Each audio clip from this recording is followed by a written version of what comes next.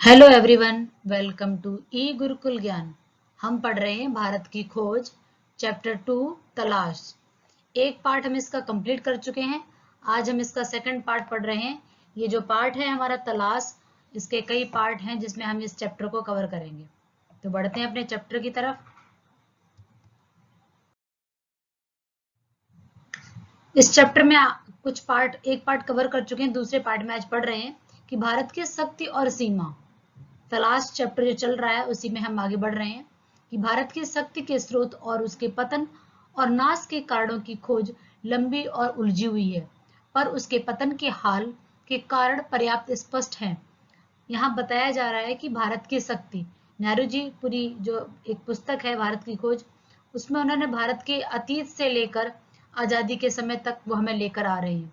तो फिर भारत की शक्ति यानी कि जो भारत की ताकत है, जो शक्ति है, उसके स्रोत क्या थे, किस वजह से भारत हमारा इतना शक्तिशाली था, और साथ ही साथ उसके पतन के क्या कारण थे। आखिरकार वो भारत हमारा जो है पतन की तरफ क्या क्यों गया, क्या उसके कारण थे। इसकी खोज में एक लंबी उलझन उनके दिमाग में चल रही थी। काफी लंबे समय से इस चीज की वो खोज कर रहे थे, पर उसके पतन के हाल के कारण पर्याप्त स्पष्ट नहीं है। लेकिन आखिरकार जो भारत हमारा पतन की ओर जा रहा है, क्योंकि जब ये पुस्तक लिखी गई थी 1944 में, तो हमारा भारत कह सकते हो एक तरीके से खोखला हो चुका था, बहुत ज्यादा उसका पतन हो चुका था, नाश हो चुका था। तो उस समय पर्याप्त, इतना खोजने के बाद भी पर्याप्त स्पष्ट कारण वो खोज नहीं पा रहे थे। भारत तकनीकी की दौड़ में पिछड़ गया और यूरोप जो तमाम बातों में एक जमाने से पिछड़ा हुआ था, तकनीकी प्रगति के मामले में आगे निकल गया। क्या बताया जा रहा है कि भारत जो था वो शुरू से विश्व की, अगर दृष्टि पटल पर देखा जाए तो भारत हमेशा से दौड़ में था। लेकिन ऐसा क्या हुआ कि भारत जो है इस तकनीकी दौड़ में पिछड़ गया। बल्कि भारत को तो सोने की चिड़िया कहा जाता था, है ना, विश्व गुरु कहा जाता था भारत। तो भारत ऐसा क्या बीच में हो गया कि भारत जो था वो तकनीक यानी टेक्नोलॉजी के क्षेत्र में भारत पीछे छूट गया। यूरोप जो हमेशा से पीछे रहा, आज वो आगे बढ़ गया। ऐसा क्या कारण रहा है, तकनीकी कारणों के मामलों में वो हमसे आगे निकल गया। हम सबको पता है कि किस प्रकार से उन्होंने हम पर 20-20 साल का जो प्रतिबंध लगाया था। हमारे यहाँ का कॉटन, मसाले ले जाकर उन्होंने बाहर ऑल ओवर वर्ल्ड में किस तरीके से सप्लाई किया। उसके पास उनके बाद पैसा आ गया और उन्होंने औद्योगिक क्रांति कर ली। बहुत सारे ऐसे कारण रहे जिनको हम एक एक करके जानेंगे। इस तकनीकी विकास के पीछे विज्ञान की चेतना थी या हौसलामंद जीवन शक्ति और मानसिकता। अब बताया जा रहा है कि जो यूरोप कंट्री हैं, उन्होंने तकनीकी मानी टेक्नोलॉजी के क्षेत्र में जो विकास किया है, उसके पीछे क्या कोई विज्ञान, मतलब उन्होंने कोई ऐसी रिसर्च की थी, विज्ञान की वजह से आगे बढ़े, या उनके हौसले बुलंद थे, उनकी जीवन मतलब एक तरीके से शक्ति और मानसिक दोनों चीजें, मतलब मानसिक रूप से और हौसले बहुत ज्यादा बुलंद थे, शक्तिशाली थे, जिसकी वजह से ये कर पाए। नई तकनीकों ने पश्चिमी यूरोप के देशों को सैनिक बल दिया और उनके लिए अपना विस्तार करके पूरे पूरब पर अधिकार करना आसान हो गया। यह केवल भारत में ही नहीं, लगभग सारे एशिया की कहानी है। अब यहाँ पर बताया जा रहा है कि तकनीकी के दम पर यूरोप कंट्री ने पाश्चात्य यानी कि पूरब, हमारा जो भारत है, अगर हम देखते हैं तो पूरब यूरोप की कंट्री से हमारा भारत के जो नक्शा में आता है, मैप में, वो किस तरफ आता है, पूर्व दिशा में। तो हम उनको पश्चिम दिशा में पड़ता है यूरोप, इसीलिए उनको पाश्चात्य भी कहते हैं। ठीक है, तो कह रहे हैं कि इनका जो सैनिक बल, एक तरीके से इनके पास सैनिक भी आ गए, फोर्स आ गई, है ना, जिसकी वजह से इन्होंने सिर्फ भारत पर ही नहीं, पूरब में जितने भी देश हैं सब पर, चाइना पर भी कब्जा था, और भी जो पड़ोसी देश हैं, पूरे पूरब पर अधिकार कर रखा था। और यूं कहें कि पूरे लगभग एशिया पर इन्होंने कब्जा कर रखा था। ऐसा क्यों हुआ, इस गुत्थी को सुलझाना ज्यादा मुश्किल है, क्योंकि पुराने समय में तो भारत में मानसिक सजगता और तकनीकी कौशल की कमी नहीं थी। अब ऐसा क्यों हुआ, क्या कारण रहा, ये बहुत ही एक उलझन भरा क्वेश्चन है।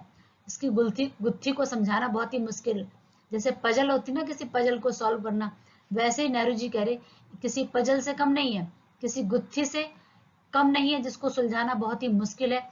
क्योंकि अगर हम अपने भारत को देखते हैं पुराने समय में, तो भारत मानसिक रूप से, यानी कि हमारे यहाँ बहुत सारे मनीषी लोग हुए हैं, है ना, सजग रहे हैं, तकनीकी कौशल में कमी नहीं थी, टेक्नोलॉजी के क्षेत्र में भी हम पीछे नहीं थे, किंतु बाद की सदियों में उत्तरोत्तर गिरावट का आभास होने लगा और बाद में लगातार फिर भारत गिरने लगा। उत्तरोत्तर मतलब लगातार, ठीक है, गिरने लगा। आभास मतलब हमें ऐसा प्रतीत होने लगा, ऐसा लगने लगा कि बाद की सदियों में, सदी मतलब 100 साल का जो समय है, उन 100 वर्षों में अगर हम देखते हैं धीरे धीरे करके हर 100 साल में भारत का जो है वो स्तर जो है गिरावट की तरफ जा रहा था। जीवन की लालसा और उद्यम में कमी आती जा रही थी। और जाहिर सी बात है कि जब हम गिरावट की तरफ जा रहे हैं, हमारी क्षरण हो रहा है, ह्रास हो रहा है, तो जीवन में लालसा, उत्साह नहीं रहती। उद्यम मतलब बिजनेस, है ना, काम करना, मेहनत करना, ये सब इंसान में अपने आप कमी आ जाती है। तो भारत के साथ भी यही हो रहा था। टेक्नोलॉजी के क्षेत्र में पिछड़ रहा था, तो उनके साथ उत्साह, जोश, मेहनत सब में कमी आ रही थी। भारत जो शुरू से मेहनती था, अब उसके उद्यम में भी कमी आ रही थी। छीड़ होती रचनात्मक प्रवृत्ति की जगह अनुकरण की प्रवृत्ति ले ली। और छीड़ हो रही मतलब जिसका क्षरण हो रहा हो, जो पतन की तरफ जा रही है, ऐसी रचनात्मक प्रवृत्ति। भारत जो हमेशा से क्रिएटिव था, क्रिएटिविटी उसके अंदर थी, वह क्रिएटिविटी उसकी खत्म हो गई और हम अनुकरण करने लगे। अनुकरण का मतलब होता है नकल करना। यूरोप जो कर रहा है उसके पीछे पीछे हम भी वही करने की कोशिश कर रहे हैं। और आज भी अगर काफी हद तक आप देखेंगे ना, तो ज्यादातर भारत में ऐसा नहीं है कि हमारे पास टेक्नोलॉजी की कमी हो, लेकिन फिर भी ये तो वर्तमान में सारे देशों के साथ है कि हम एक दूसरे की अनुकरण मतलब कर रहे हैं। लेकिन उस समय भारत जो कभी अनुकरण नहीं करता था, खुद की क्रिएटिविटी थी, आज वो यूरोपीय कंट्री को, जितने भी एक यूरोपीय महाद्वीप जैसे उसमें जितने भी कंट्री हैं, उन सबको कॉपी कर रहा है। जहां कामयाबी के साथ विद्रोह विचार पद्धति ने प्रकृति और ब्रह्मांड के रहस्यों को भेदने का प्रयास किया था, कि जहां कामयाबी, भारत जो कभी कामयाब था, के साथ विद्रोही विचार पद्धति ने प्रकृति और ब्रह्मांड के रहस्यों को भेदने का प्रयास किया। साथ ही साथ हमने प्रकृति के साथ ब्रह्मांड के रहस्यों को जानने का प्रयास भी किया था। वहां पर क्या हो गया है, शब्दाडंबर से लैस भाष्यकार उसकी जगह लेता दिखाई पड़ रहा था। मतलब जो पहले हम कह सकते कि हमने ब्रह्मांड के रहस्यों को जान रहे थे, वहां पर एक तरीके से आडंबर आ गए, शब्दों के आडंबर, ठीक है, उससे लेस मतलब एक तरीके से कह सकते भरा पड़ा था। हम अपोजिट डायरेक्शन में चले गए। भव्य कला और मूर्ति निर्माण का स्थान जटिल पच्चीकारी वाली सावधानी से की गई नक्काशी होने लगी थी। कि एक समय था जब हम भव्य कला, मूर्ति निर्माण के स्थान पर मूर्ति निर्माण करते थे, भव्य कला, इन सब में हम भारत बहुत आगे था, क्रिएटिव था। उसकी जगह पच्चीकारी वाली सावधानी से की गई नक्काशी लेने लगी थी। मतलब जो हमारे यहाँ नक्काशी नहीं होती थी, जो बनाए जाने वाले एक तरीके से शिल्पकार थे, वो बदल चुके थे।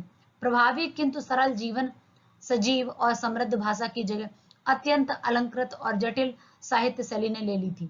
जहां पहले भारत के पास सरल, सजीव, समृद्ध भाषा थी, वहां पर अत्यंत अलंकृत मतलब अलंकार, अलंकार और जटिल भाषा, साहित्य, हमारा जो साहित्य लिखा जाने लगा, उसमें भी कह सकते हो कि अलंकार आ गए, जटिलता आ गई, कठिन हो गया, साहित्य शैली भी हमारी बदल गई। मतलब हमारा एक तरीके से स्थापत्य कला, कलाकारी, जो क्रिएटिविटी थी, वो भी भारत की बदल रही थी, जिसके कारण सुदूर सुदूर देशों में भारतीय संस्कृति का प्रसार संभव हो सका। और जिसके कारण क्या हुआ कि भारत जो था पहले इस तरीके कार्य करता था, उसकी वजह से उसकी संस्कृति दूर दूर तक फैल गई थी, अब छिड़ हो चली थी। अब धीरे धीरे जो संस्कृति चारों तरफ फैल गई थी, वो छिड़ हो रही थी। उसके स्थान पर महासागरों को पार कर रोक लगाने वाली संकीर्ण रूढ़िबद्धता ने जन्म ले लिया था। अब महासागरों को पार करके, जैसा कि हम सबको पता है कि भाई किस प्रकार से पड़ोसी देशों में और यूरोपीय कंट्री के जो लोग थे, भारत में किस प्रकार महासागरों के रास्ते आए थे।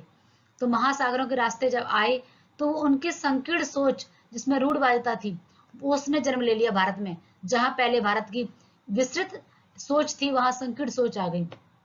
जांच पड़ताल की विवेकपूर्ण चेतना लुप्त हो गई। और जहां पर हम रिसर्च करते थे, जांच पड़ताल करते थे अपने विवेक से, बुद्धि से, वो चेतना, वो क्रिएटिविटी, वो सब लुप्त हो गई, मतलब गायब हो गई। धीरे धीरे हम अपने कह सकते हो कि अपने सारी क्रिएटिविटी को भूल रहे थे। और क्या बताया जा रहा, अतीत की उस अंधी मूर्ति पूजा ने उसकी जगह ले ली।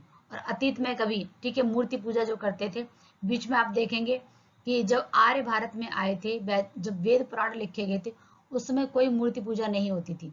और धीरे धीरे बाद में फिर इसकी जगह क्या हो गया कि भारत में एक तरीके से आडंबर फैलने लगे, मूर्ति पूजा होने लगी।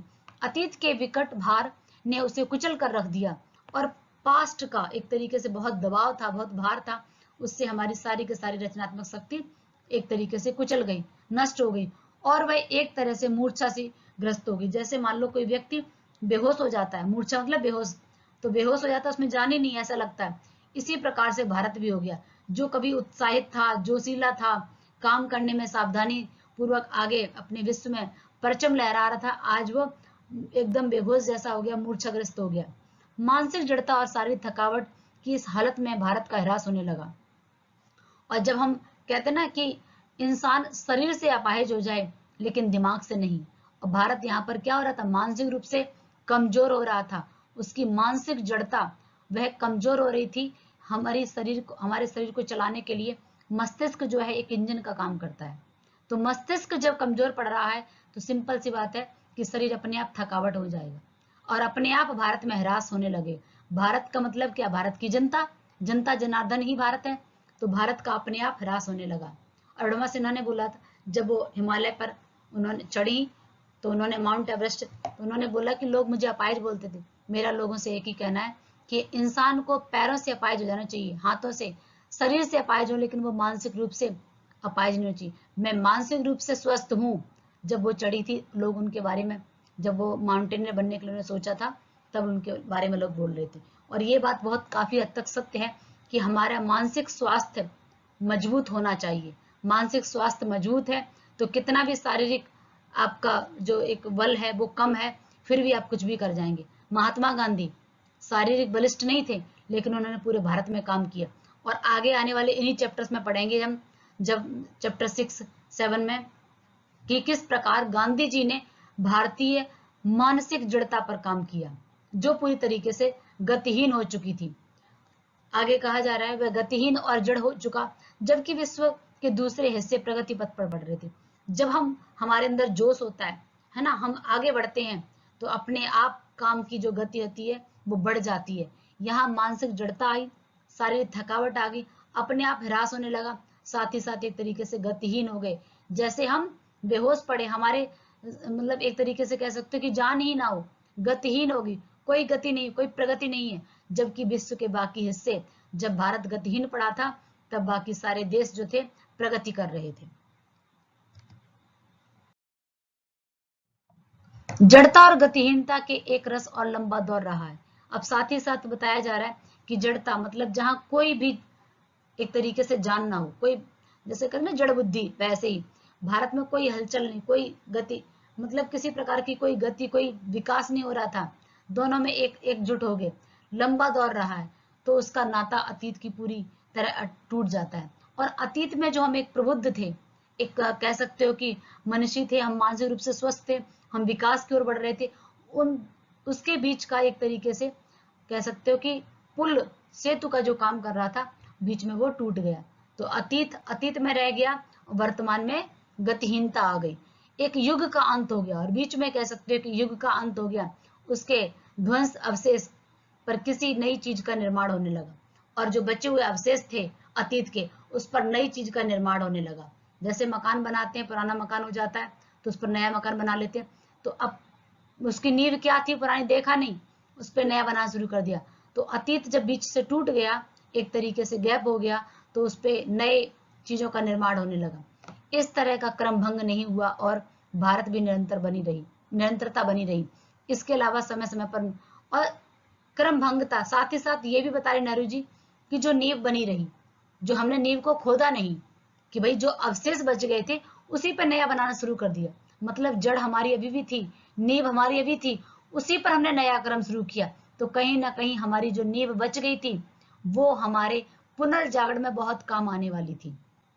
और वही कारण रहा कि जो निरंतरता भारत में फिर से दोबारा से पुनर्जागरण आ गया, कि दौर आते गए और नए को समझने, उसे अनुकूल बनाकर कम से कम पुराने के उस अंश के साथ जिसको रक्षा करने लायक समझा गया, उसके सामंजस्य करने का प्रयास साफ दिखाई पड़ते हैं। अब जो हम पुराना बच गया था, जो एक तरीके से नींव थी, उसी नींव की बदौलत हमने फिर से निरंतरता लाने की कोशिश की और आगे बढ़ने की कोशिश की, और जो परिस्थितियां थी उनके अनुकूल, अपने अनुकूल बनाकर उनमें थोड़ा थोड़ा काम करने का, पुराने अंश के साथ जोड़ के अपने आप को रक्षित, मतलब कह सकते हो रक्षा करने लगे हम, कि किसी तरीके से हमारी संस्कृति की रक्षा हो सके, हमारा भारत बच सके। और इस प्रकार से हम तालमेल बिठाने लगे, सामंजस्य करने की कोशिश करने लगे, और जब हम तालमेल बिठाते हैं तो अपने आप सामंजस्य दिखाई पड़ने लगता। अक्सर पुराने का केवल बाहरी ढांचा प्रतीत के रूप में बचा रहा और उसकी अंतर वस्तु बदल गई थी। अक्सर पुराने, यानी कि जो पुरानी चीजें होती है, केवल बाहरी ढांचा चेंज कर दिया गया, लेकिन अंतर वस्तु जो अभी बताया कि नींव बच गई, ऊपर से हमने दूसरा एक ढांचा तैयार कर दिया, तो नींव तो पुरानी है। वैसे ही बाहरी आवरण, जो पुराने, जो नए देश आ रहे थे, यूरोपीय कंट्री, ब्रिटिशर्स जो आए, अंग्रेज जो आए, उन्होंने हमारी अंतर वस्तु को चेंज नहीं कर पाए, हमारा बाहरी आवरण चेंज कर दिया, ढांचा चेंज कर दिया। ऐसी लालसा जो लोगों को उस लक्ष्य की ओर खींचती है जो पूरी तरह सिद्ध नहीं किया जा सकता है। और कहीं ना कहीं हमें एक ऐसी लालसा के प्रति, जब तक हमें लालसा नहीं होती है, हमारा कोई लक्ष्य नहीं होता, तब तक हम उस लक्ष्य को पाने की कोशिश भी नहीं करते, निरुत्साहित पड़े रहते हैं। यहाँ पर लक्ष्य और लालसा दोनों ही आगे, और साथ ही प्राचीन और नवीन के बीच सामंजस्य स्थापित करने की इच्छा बराबर बनी रही, और फिर से एक नया जोश आ गया, पुनर्जागरण आ गया, और हमने सामंजस्य करना शुरू कर दिया कि प्राचीन और नवीन के बीच जब तक पुल नहीं बनेगा, तब तक हम यहाँ से वहां पार नहीं कर पाएंगे। और फिर से वो इच्छा भारतीयों के अंदर आने लगी, और वो इच्छा बनने लगी। इसी लालसा ने उन्हें गति दी, और पुराने को बनाए रखने के साथ साथ नए विचारों को आत्मसात करने का सामर्थ्य भी दिया। और जब हमारे अंदर फिर से एक नया जोश आ गया, नई लालसा आ गई, नया लक्ष्य आ गया, नया उद्देश्य आ गया, तो हमने क्या किया, पुराने के साथ नए का सामंजस्य बिठाया, और जो नए विचार थे उनको भी आत्मसात किया, मतलब हमने उनको एडॉप्ट कर लिया, एडॉप्ट करके अपने जीवन में उतारा, पुराने के साथ जोड़ा, और आगे बढ़ने लगे। ये हमने जो अभी तक पढ़ा है, उसमें जो कठिन शब्दार्थ आए थे वो आपके लिए मैंने यहाँ पर रखे हुए, वीडियो को पॉज करके आप इसे अपनी कॉपी में नोट डाउन कर सकते हो। अब हमने पढ़ लिया कि भारत की शक्ति क्या है, शक्ति के बारे में जाना। अब भारत की तलाश के बारे में नेहरू जी बता रहे हैं कि आखिरकार उन्होंने भारत की तलाश कैसे की है, और वो उन्होंने जब तलाश कर ली तो उसके बाद हमें समझाने का प्रयास किया जा रहा है। पुस्तकों, प्राचीन स्मारकों और विगत संस्कृतियां, उपलब्धियों ने मुझमें एक हद तक भारत की समझ पैदा की, लेकिन मुझे संतोष नहीं हुआ। मतलब बहुत सारी पुस्तकें पढ़ी, प्राचीन स्मारक देखे, एलोरा एलिफेंटा की गुफाएं, पिछले हमने फर्स्ट पार्ट में पढ़ लिया था। अगर आपने फर्स्ट पार्ट नहीं देखा है तो आप प्लेलिस्ट में जाकर फर्स्ट पार्ट को देख सकते हैं। तो नेहरू जी ने जितने यात्री आए थे, पुस्तकें पढ़ी थी, साथ ही साथ बहुत सारे स्मारकों को देखा था, विगत मतलब पिछली, और संस्कृतियां जो उपलब्ध थी उसमें उन्होंने भारत को तलाशने की कोशिश की, भारत को समझने की एक समझ पैदा हुई, लेकिन संतोष नहीं हुआ, सेटिस्फेक्शन नहीं मिला, एक तरीके से कह सकते हो संतोष नहीं मिला, ना ही मुझे वह उत्तर मिला जिसकी मैं तलाश कर रहा था। क्या तलाश कर रहे थे कि भारत क्या है। पिछले आपको याद होगा, पिछले फर्स्ट पार्ट में जो 5 प्रश्न पूछे थे, भारत क्या है, कौन प्रतिनिधित्व कर रहा है, वही सारे प्रश्नों के उत्तर उनको संतोषजनक नहीं मिल पाए। उत्तर तो मिल रहे हैं लेकिन पूरी तरीके से संतोष नहीं मिल रहा। वर्तमान मेरे लिए और मुझ जैसे बहुत से लोगों के लिए मध्ययुगीनता भयंकर गरीबी एवं दुर्गति और मध्य वर्ग की कुछ कुछ सतही आधुनिकता के विचित्र मिश्रण हैं। वो जब उन्होंने देखा, जब नेहरू जी ने पुस्तक लिखी 1944 में, उस समय भारत मध्य वर्ग जो था, भारत में मध्यकाल, यानी कि हमारा जो मध्यकाल के बाद भारत में जब अंग्रेजों का आगमन हुआ, उसके बाद धीरे धीरे लगातार पतन हो रहा था, जिसकी वजह से भारत में भयंकर गरीबी आ गई। भारत की जो मध्य वर्ग था उसकी दुर्गति होने लगी। मध्य वर्ग की बात क्यों की गई है कि अगर हम 100 में से किसी चीज की बात करते हैं, आम नागरिक की या आम इंसान की, मध्य वर्ग की बात करते हैं, तो कुछ परसेंट लोग होते हैं उच्च वर्ग के और कुछ परसेंट होते हैं निम्न वर्ग के। बीच का जो पोर्शन होता है सबसे बड़ा होता है मध्य वर्ग। और मध्य वर्ग वो एक ऐसी कड़ी है जो ना ही आगे जा सकता है ना ही पीछे जा सकता है, और दोनों से जुड़ा हुआ रहता है, उसमें दोनों ही तत्व में मिश्रित होते हैं। तो इसी प्रकार से मध्य युग जो था वो भयंकर गरीबी से, दुर्गति से, उसका एक तरीके से कह सकते बुरा हाल था। जब उन्होंने देखा भारत की आधुनिकता, क्योंकि जब करंट उस समय देखा, अभी वर्तमान में कि भारत का ये विचित्र मिश्रण कैसा है कि इसमें कुछ तो अमीर है, कुछ बहुत गरीब है और मध्य वर्ग जिसकी ये हालत है। ये मिश्रण उनके लिए बहुत ही आश्चर्यचकित कर देने वाला था। मैंने अपने वर्ग और अपनी किस्म के लोगों का प्रशंसक नहीं था।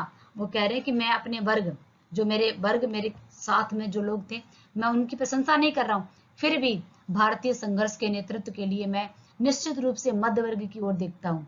और कह रहे हैं कि फिर भी मुझे उम्मीद है, जो कह सकते हो कि 100 में से 80%, 10% निम्न वर्ग, 10% उच्च वर्ग, तो 80% जो एक लोग हैं उनसे मुझे उम्मीद है, वही कुछ कर सकते हैं। तो फिर भी मैं उनकी मतलब कह सकते हो कि मैं उनकी तरफ देखता हूँ एक आशा के रूप में। बहुत ज्यादा उम्मीद नहीं है, लेकिन फिर भी मुझे उनसे आशा है। यह मध्य वर्ग स्वयं को बंदी और सीमाओं में जकड़ा हुआ महसूस करता है। ये ऐसा वर्ग है ना तो पूरी तरीके से, एक तरीके से कह सकते हो वर्तमान में जा सकता है और ना ही अतीत में जा सकता है, दोनों के बीच की कड़ी होती है। इसलिए ये अपनी जड़ें इसकी पास्ट में भी है और वर्तमान से भी जुड़ा हुआ है, तो इस तरीके से पास्ट को भुला नहीं सकता और खुद तरक्की की ओर विकास करना चाहता है, साथ ही साथ विकास करना चाहता है। मध्य वर्ग वो गरीबी भी झेलता है और वो उसके पास मिला जुला रूप होता है, तो वो अपनी जड़ों को भी नहीं छोड़ पा रहा है और पुरानी नई चीज को तरक्की, मतलब आगे और तरक्की हो और विकास हो, क्योंकि विकासशील देश क्या करेगा, विकास करना चाहेगा, है ना। तो यहाँ पर जो मध्य वर्ग है वो अपनी तरक्की के लिए, नई चीजों को और आगे बढ़ने के लिए, अपना विकास करने के लिए आत्मसात करना चाहेगा। अंग्रेजी शासन के ढांचे के भीतर ऐसा न कर पाने के कारण उनके भीतर विद्रोह की चेतना पनपने लगी और वे अंग्रेजी शासन को उखाड़ देना चाहते थे कि इस शासन को हटाकर हम अपनी खुद की सत्ता स्थापित करें, जो पहले भारत था। लेकिन उनमें इतनी विद्रोह करने की ताकत नहीं थी कि जो अंग्रेजी शासन को उखाड़ सके। लेकिन यह चेतना उस ढांचे के खिलाफ नहीं जाती है जिसमें हमें रौंद दिया, और एक तरीके से कह सकते हो कि उनके अंदर चेतना थी, चेतना मतलब जागृति, एक उत्साह आ गया था, जोश आ गया था अंग्रेजों के खिलाफ, लेकिन वो इतनी ज्यादा आक्रोश में नहीं थी, इतनी चेतना बड़ी नहीं थी, या यूं कहें कि उनके पास इतनी शक्ति नहीं थी जो भारत को रौंद सके। किसे? अंग्रेजी शासन को, जो उस समय हमारे भारत पर कब्जा किए हुए थे। ये उस ढांचे को बनाए रखना चाहते थे और अंग्रेजों को हटाकर उसका संचालन स्वयं करना चाहते थे। मतलब ये चाह रहे थे कि हमारा जो पुराना शासन व्यवस्था है वो ढांचा पुनः बरकरार हो जाए और अंग्रेजों को यहाँ से हटाकर हम खुद का संचालन करें। ये मध्य वर्ग के लोग इस हद तक इस ढांचे की पैदाइश थे कि उसे चुनौती देना या उसे उखाड़ फेंकने का प्रयास करने की बस की बात नहीं थी।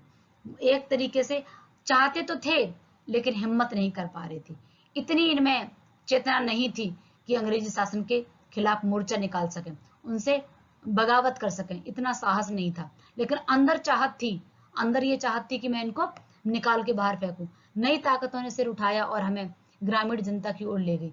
साथ ही साथ कुछ नए आंदोलन, अब देखेंगे कि 1930 के बाद भारत में एक तरीके से जब गांधी जी ने लोगों की मनस्थिति पर काम किया, तो आम जनता भी, जो किसान वर्ग थे, वो भी एक तरीके से अब सामने एकजुट होने लगे। अभी जो अलग अलग थे, देसी राजा थे, वो सिर्फ अपने को देख रहे थे। अब एक नई ताकत, अभी तक तो मध्य वर्ग देख रहे थे, अब एक दूसरा वर्ग निकल कर आया, वो कौन सा? ग्रामीण जनता की ओर। पहली बार एक नया और दूसरे ढंग का भारत उन युवा बुद्धिजीवियों के सामने आया जो इसके अस्तित्व को लगभग भूल ही गए थे। जो भारतीय किसान, ग्रामीण जनता, उनका जो वर्ग था, एक पूरा का पूरा वर्ग था मध्य वर्ग की तरह, उसको तो जैसे मान लो हम भूल ही गए हों। उस बुद्धिजीवी, कह सकते हो कि उस युवा वर्ग के लिए अस्तित्व में जो थे उनको हम भूल गए थे, सामने थे, अस्तित्व मतलब सामने थे, उसके बावजूद भी हम उनको अनदेखा कर दिया या उसे बहुत, हम बता रहे हैं कि शायद ये कह सकते हैं कि कुछ अहमियत कम दी थी। यह दृश्य बेचैन कर देने वाला था, इसलिए कि उसने हमारे कुछ मूल्यों और निष्कर्षों में संदेह उत्पन्न कर दिया था। अब ये जो वर्ग दिखा, ग्रामीण जनता वाला, जिसमें किसान वर्ग है, ये दृश्य मुझे बेचैन कर देने वाला था। ये यूं कहें कि हमारे अपने खुद के मूल्यों और निष्कर्षों पर खुद को ही संदेह उत्पन्न कर दिया। तब हमने भारत के वास्तविक स्वरूप की तलाश की। अब जो मेरे मन में क्वेश्चन चल रहे थे, चैप्टर के स्टार्टिंग में देखा था, फर्स्ट पार्ट में जो क्वेश्चन थे, फिर से मैंने वास्तविक तलाश की, वास्तविक सच्चाई वाली तलाश की। अभी तक तो मुझे वो मध्य वर्ग दिख रहा था जिसमें अंग्रेजी शासन को भी आत्मसात कर रहे थे, साथ ही साथ इससे हमारे भीतर उसकी समझ और द्वंद्व दोनों ही पैदा हुए। अब भारत की जो तलाश थी उसमें समझ और द्वंद्व दोनों पैदा हो गए। कुछ लोग इस ग्रामीण समुदाय से पहले से परिचित थे। जो लोग परिचित थे उन्हें तो कोई उत्तेजना नहीं हुई, कोई ऐसा आश्चर्यचकित नहीं हुआ, लेकिन जो लोग इनसे परिचित नहीं थे उन्हें तो आश्चर्य हुआ। पर मेरे लिए यह सही अर्थों में नई तलाश की यात्रा थी, क्योंकि इससे पहले हमने ग्रामीण जनता को नहीं देखा था। नेहरू जी कह रहे हैं कि जिन लोगों ने देखा था उनके लिए तो कोई नई बात नहीं थी, पर मेरे लिए नई बात थी। अब असली एक्चुअल भारत की तलाश मेरी शुरू हुई, जो अभी तक मैं जिसको खोया हुआ था। इसलिए मुझे संतोष नहीं मिल रहा था, मुझे समझ नहीं आ रहा था, लेकिन मैं इन ग्रामीण जनता इस वर्ग के बारे में एकदम से भूल गया था। गोया कि मुझे बराबर अपने लोगों की असफलता और कमजोरियों का दर्द भरा एहसास रहता था। हालांकि वो कह रहे कि हालांकि मुझे हमेशा से जो असफलताएं भारत के साथ हुई हैं, जो कमजोरियां हैं, जो दर्द हैं, वो एहसास मुझे हमेशा से रहा है। भले ही हमने ग्रामीण जनता, हम गरीब ग्रामीण नहीं थे, नेहरू जी बता रहे, क्योंकि नेहरू जी तो उच्च वर्ग में आते हैं। तो उस समय जब वो कह रहे कि हमने वो ग्रामीण, वो जो दर्द था वो नहीं झेला है, देखा है, पर मैंने एहसास किया है उसको। हम नहीं गरीब थे, पर हमने एहसास किया है कि भारत की ग्रामीण जनता में कुछ ऐसा है जिसे परिभाषित करना कठिन है। मतलब इतना दर्द है, इतनी, उसको परिभाषित करना बहुत ही कठिन है, बहुत ही मुश्किल है। पर उसने मुझे बराबर आकर्षित किया, और वही ग्रामीण जनता, उसका एहसास, उसके वो काम मुझे हमेशा से आकर्षित करते रहे हैं। उनमें कुछ ऐसी बात थी जो मध्य वर्ग में अनुपस्थित थी, क्योंकि मध्य वर्ग तो जो नई लोग जो थे, नई एक तरीके से कह सकते हो कि सभ्यता थी, उसको भी आत्मसात कर रहा था, लेकिन ग्रामीण जनता नहीं, जो एक तरीके से दर्द को झेल रही थी, जो अनुपस्थिति मध्य वर्ग में थी, वो यहाँ पर उपस्थिति थी। किसमें? आम जनता में, ग्रामीण जनता में। मैं आम जनता की अवधारणा को काल्पनिक नहीं बनाना चाहता था। जो आम जनता भारत की थी उसको मैं काल्पनिक, यानी कि सब कुछ इमेजिनरी नहीं करना चाहता, वास्तविकता देना चाहता था। मेरे लिए भारत के लोगों का अपनी सारी विविधताओं के साथ वास्तविक अस्तित्व है, और जो भारत में है सिर्फ मध्य वर्ग नहीं, ये जो गरीब वर्ग, जनता, ग्रामीण, ये भी है। और इस पूरी विविधता के साथ मैं भारत के वास्तविक अस्तित्व की खोज करना चाहता हूँ, जिसमें सब कुछ आ जाए। ऐसा ना हो कि किसी एक वर्ग को खोज कर मैं कहूँ ये वह भारत नहीं। भारत उस समूचा भारत जिसमें सब कुछ है, जो हमेशा से मुझे आकर्षित करता रहा है, मुझे प्रेरित करता रहा है, आज वो सच्चे अर्थों में मेरी तलाश शुरू है। उनकी विशाल जनसंख्या के बावजूद मैं उनके बारे में अनिश्चित समुदायों को नहीं, व्यक्तियों के रूप में सोचने की कोशिश करता हूँ। उस विशाल जनसंख्या के बावजूद, मतलब इतनी भारत के पास जनसंख्या पहले भी थी और अभी भी है, तो विशाल जनसंख्या के बावजूद भी मैंने उनके बारे में अनिश्चित समुदायों को नहीं, व्यक्तियों के रूप में सोचने, मैंने किसी समुदाय के बारे में नहीं, कुछ अनिश्चितता जानकारी नहीं, वास्तविक व्यक्ति जो व्यक्ति हैं उनके बारे में सोचने की कोशिश करता हूँ। क्योंकि मैंने उसने बहुत अपेक्षाएं नहीं रखी थी, और मैंने उनसे बहुत ज्यादा उम्मीदें, अपेक्षा नहीं रखी थी, शायद इसलिए कि मुझे निराशा भी नहीं। जब हम किसी से उम्मीद रखते हैं, अपेक्षा रखते हैं, तो अगर वो पूरी ना हो तो हमें निराशा भी बहुत होती है। यहाँ अगर आप किसी से अपेक्षा ही नहीं रखेंगे तो निराशा किस बात की? चूंकि बहुत कम मैंने उम्मीद रखी थी, बहुत ज्यादा उम्मीद नहीं थी, जितनी उम्मीद रखी थी उस हिसाब से मुझे ज्यादा निराशा भी नहीं हुई। लेकिन हाँ, जितनी मैंने उम्मीद रखी थी उससे कई अधिक मैंने उस आम जनता, ग्रामीण भारत की जनता से मुझे मिला। मुझे सूझा कि इसका कारण, और इसके साथ ही उसमें जो एक प्रकार की दृढ़ता, अंतः शक्ति है। साथ ही साथ मैंने क्या देखा, सूझा मतलब देखा, मुझे समझ आई कि एक मुझे कारण मिल गया कि इनमें तो एक प्रकार की दृढ़ता है, मजबूती है, अंतः शक्ति है, आंतरिक शक्ति है। उसका कारण भारत की प्राचीन संस्कृति, परंपरा है। और जो इनमें दृढ़ता है, जो अंतर शक्ति है, अंतः शक्ति है, अंदर से जो इतने स्ट्रॉन्ग है, मजबूत है, उसका कारण 100% डेफिनेटली क्या है? प्राचीन भारतीय संस्कृति, परंपरा। जो हमारे भारत की प्राचीन संस्कृति, परंपरा है, वही कारण जिसकी वजह से आज ये इतने दृढ़ है, मजबूत है, जिसे उन्होंने कुछ अंशों में अभी भी बचा के रखा है। जो हम सोच रहे थे कि सब कुछ हमने खो दिया, जब मैं इनको देखता हूँ तो मुझे लगता है कि कुछ अंश अभी भी जीवित हैं। पिछले 200 वर्षों में उन्होंने जो अत्याचार झेला है, अंग्रेजों ने हमारे ऊपर बहुत अत्याचार किए, बहुत ज्यादा अत्याचार किए। जो बोलता था उसे वो मारते थे, कोड़े बरसाते थे, मनमाना टैक्स वसूल करते थे, नील की खेती करवाते, तरह तरह से हमें बहुत अत्याचार हमारे ऊपर किया है। इतना अत्याचार झेलने के बाद भी उन्होंने अपनी संस्कृति को खोने नहीं दिया। बहुत कुछ तो इसी के कारण समाप्त हो गया। कितना अत्याचार 200 सालों तक जो दुर्गति भारत की हुई, लेकिन फिर भी उन्होंने सब कुछ नहीं खोया, कुछ ऐसा कुछ सार्थक बच गया है, और उसके साथ बहुत कुछ ऐसा भी है जो निरर्थक है। बहुत कुछ उसके साथ निरर्थक भी है जिसका कोई अर्थ नहीं है, लेकिन साथ ही साथ बहुत कुछ ऐसा है जिसका मीनिंग है, जिसका अर्थ है। हमारी संस्कृति अभी भी कुछ हिस्से, बिल्कुल अंश जीवित हैं। अक्सर जब मैं एक के बाद एक सभा में जाता हूं तो श्रोताओं से मैं अपने इस देश की चर्चा करता हूं कि हिंदुस्तान की और साथ ही भारत की जो जाति के संस्थापक भारत के नाम पर आधारित इसका नाम प्राचीन संस्कृत है। ठीक है, अब यहाँ पर बताया गया है कि अक्सर जब मैं कभी सभाओं में, क्योंकि वो तो एक प्रकार से कह सकते हो उच्च वर्ग में नेताजी थे, तो जगह जगह सभाओं में जाया करते थे।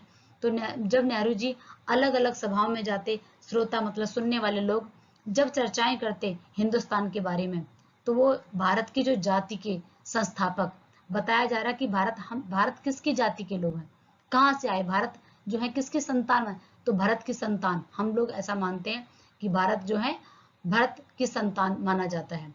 उस पर आधारित प्राचीन नाम जो है भारत का नाम पड़ा। मैं अलग अलग है मान्यताएं, तो उसके आधार पर हम मानते हैं कि हम भारत की संतान है। मैंने शहरों में ऐसा कम किया क्योंकि वहां के श्रोता अपेक्षाकृत आधुनिक थे।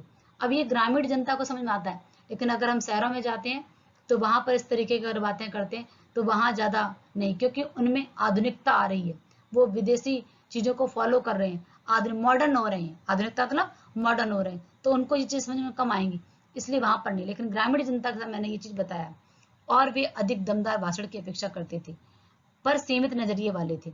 भाषण तो चाहते थे अपेक्षाकृत बहुत जोशीला हो, भड़कीला हो, दमदार हो, लेकिन उनके जो नजरिए थे वो सीमित थे।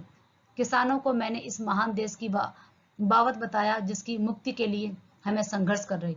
तब मैंने किसानों का सहारा लिया, मैंने किसानों से बात की, इस महान देश के बारे में बताया कि उसकी क्या हालत हो रही है, उसकी मुक्ति और संघर्ष। मुक्ति मतलब उसको हम कैसे उद्धार कर सकते हैं, कैसे अंग्रेजों से मुक्ति दिला सकते हैं, और इसके लिए हमें कैसे संघर्ष करना पड़ेगा, कि कैसे इसका हिस्सा, हर हिस्सा दूसरे से भिन्न होते हुए भी भारत है। तब मैंने बताया चाहे पूर्व के किसान हो, चाहे उत्तर क्यों, चाहे दक्षिण क्यों, हर एक भारत का हिस्सा अलग अलग है, लेकिन ओवरऑल अगर हम देखते हैं तो क्या बोलते हैं, हम भारतीय हैं। हर हिस्सा भिन्न होते हुए भी एक है, विविधता में एकता, यही तो भारत की खासियत है। मैंने उन्हें उत्तर से दक्षिण, पूर्व से पश्चिम तक किसानों की सामान्य समस्याओं की जानकारी दी, और उस स्वराज्य की जो कुछ विशेष लोगों के लिए नहीं, सबके लिए, भारत के हर हिस्से के लिए एक सा होगा। और क्या बताया कि भारत की जो समस्याएं हैं वो सबकी समस्याएं एक जैसी, कॉमन समस्याएं, कोई अलग नहीं है। हम सबको स्वराज्य चाहिए, हमारा अपना खुद का अधिकार हो, किसी दूसरे के हम गुलाम ना हो, उसके लिए हम सबको एक होना पड़ेगा, और किसी एक हिस्से को स्वतंत्र नहीं कराना, हर हिस्से को स्वतंत्र कराना है। और ओवरऑल कहें तो पूरे भारत को, भारत है एक, भले ही हम अलग अलग हिस्सों में दिखें। मैंने उन्हें सुदूर उत्तर पश्चिम में खैबर के पास कन्याकुमारी और केप कोमरिन तक अपनी यात्रा के बारे में बताया, और उन्होंने बताया कि सुदूर उत्तर पश्चिम जहाँ पे खैबर दर्रा है, वहां से लेकर कन्याकुमारी तक, केप कोमरिन से लेकर हर जगह की यात्रा के बारे में बताया। जो मैंने यात्रियों की पुस्तकें पढ़ी, जो मैंने खुद यात्राएं की, उन सब के बारे में मैंने उन्हें समझाया और बताया कि हम सबकी समस्याएं एक हैं, हम सबको एक होना पड़ेगा। मैंने बताया कि कैसे हर जगह मुझसे किसानों ने एक जैसे सवाल पूछे, और हर जगह की समस्याएं कॉमन है। जब समस्याएं कॉमन है तो हमारा शत्रु भी एक ही है, सबको दुख दे रहा है, सबके, यानी कि अंग्रेज, क्योंकि उनकी समस्याएं समान थी। गरीबी, कर्ज, निहित स्वार्थ, जमींदार महाजन, भारी लगान और कर, पुलिस के अत्याचार, ये सब जगह समान थी, कॉमन समस्याएं थी। जैसे अगर देखें, हर जगह गरीब गरीब किसान जो था और गरीब हो रहा था, कर्ज में डूब रहा था, निहित स्वार्थ था जमींदारों का, महाजनों का, ये, और हमारे भारतीय होते हुए भी इन्होंने हमें और परेशान किया। अंग्रेजों से भी वसूल रहे थे और किसानों से भी मीडिएटर का काम कर रहे थे, और बीच में खुद बिचौलिया बन के खा रहे थे ये, और हमारी आम जनता को परेशान कर रहे थे। भारी लगान और कर, अंग्रेज ने अगर 10 लगाए तो उन्होंने 12 लगा दिए, एक तरीके से ये बिचौलिया थे, और पुलिस अत्याचार करती थी। यह सब उस ढांचे में लिपटे हुए थे जिसे हमारे ऊपर विदेशी हुकूमत ने आरोपित किया था, और ये कहीं ना कहीं, ये जो महाजन साहूकार थे वो अंग्रेजी हुकूमत से काम कर रहे थे। उन्होंने एक तरीके से पूरा का पूरा इसे अपने कब्जे में ले लिया था। साथ ही यह भी कि राहत भी सबके लिए आनी चाहिए। तो इसीलिए वो कह रहे हैं कि अब सबकी समस्या एक है, सबको एक साथ राहत आनी चाहिए। ऐसा नहीं कि पूरब आजाद करा दो फिर पश्चिम बाद में, उत्तर बाद में दक्षिण, नहीं, एक साथ सबको जब सबकी समस्या एक है तो सबका समाधान भी एक होना चाहिए। मैंने इस बात की कोशिश की कि वे भारत को अखंड मानकर उसके बारे में सोचें। तब मैंने उनको समझाया, उन किसानों से, उन ग्रामीण जनता से, कि भारत अलग नहीं है, भारत के खंड नहीं है, भारत अखंड है। जब तक हम ये नहीं मानेंगे तब तक समस्या समाधान नहीं हो सकता। साथ ही थोड़ा बहुत उस विराट विश्व के बारे में सोचे जिसके एक हिस्से में, और पूरा आरंभ विश्व पटल पर देखते हैं तो भारत का एक हिस्सा है, वहां भारत के टुकड़े नहीं है, भारत अपने आप में एक है जो एशिया महाद्वीप में पड़ता है। तो इसलिए बताया गया। ये हमारे कठिन शब्दार्थ हैं जो अब तक हमने पढ़ लिया।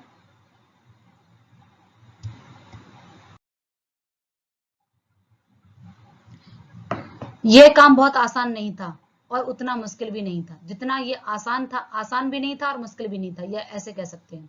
जैसा मैंने सोचा था, हमारे प्राचीन महाकाव्य परागाथाओं और दंत कथाओं की उन्हें पूरी जानकारी थी।